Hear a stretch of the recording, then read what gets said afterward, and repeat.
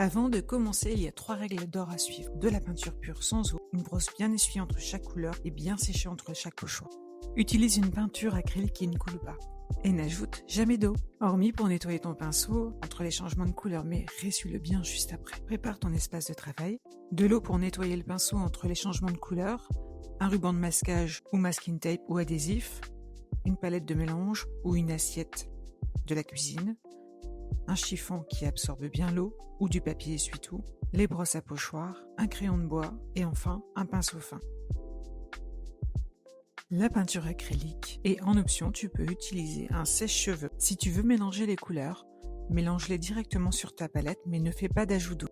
Enfin, entre les changements de couleur, rince bien ton pinceau à l'eau claire et surtout absorbe bien l'eau. Il doit être presque sec au toucher. De manière générale, pour tous les pochoirs, prends toujours peu de peinture sur ton pinceau et tapote à la verticale. Avant de te lancer, les astuces fonctionnent pour tous les kits panache. Commence toujours par le pochoir numéro 1, puis suis l'ordre des numéros. Les petits cercles présents sur chaque pochoir servent de repère. En les repositionnant au même endroit à chaque étape, ton motif s'assemblera. Fixe le pochoir numéro 1 avec des adhésifs afin de bien le maintenir à plat sur le support. Puis colorie les petits cercles, tu t'en serviras comme repère pour les étapes suivantes.